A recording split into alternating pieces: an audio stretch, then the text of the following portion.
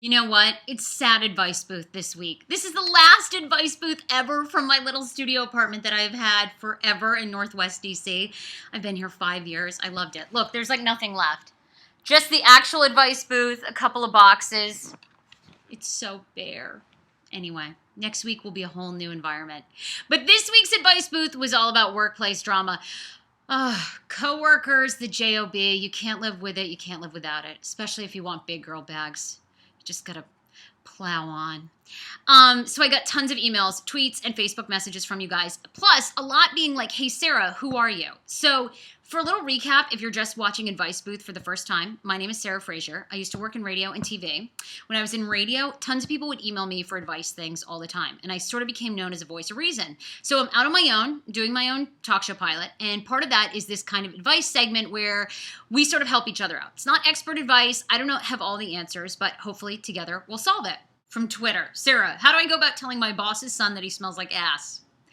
I'm going to actually say you leave this one alone. If you want the job, I think that's a fine line.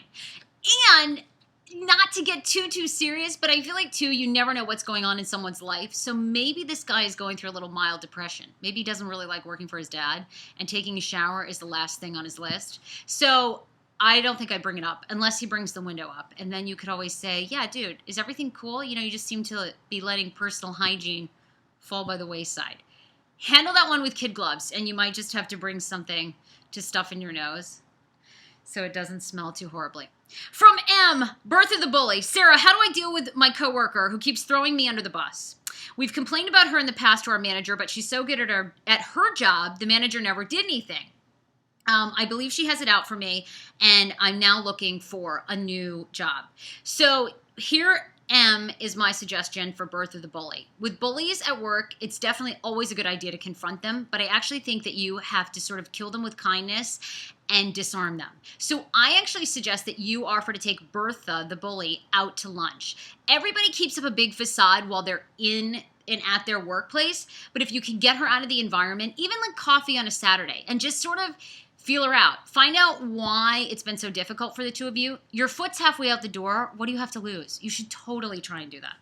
And Jean H. writes to me, she says, Sarah, I have an employee that wears shirts so tight you can see his belly button. I need eye bleach daily.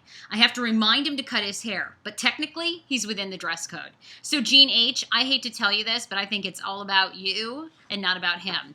His clothing is a matter of self-expression. And if he's in the technical means of the dress code, I don't think there's anything you can do except for not eat lunch while his skin-tight belly button is hanging out.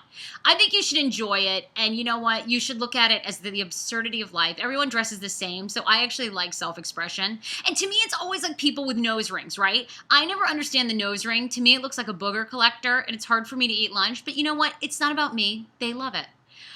Advice Booth every week has a theme. So the way I can do it virtually now, I can sort of answer more questions from you. And if you have any suggestions about what next week's theme should be, you can email me, Sarah with an H, at heyfrase, HEYFRASE.com. And I will see you next week with Advice Booth. Thank you guys for all your tweets, Facebooks, and your emails. Bye.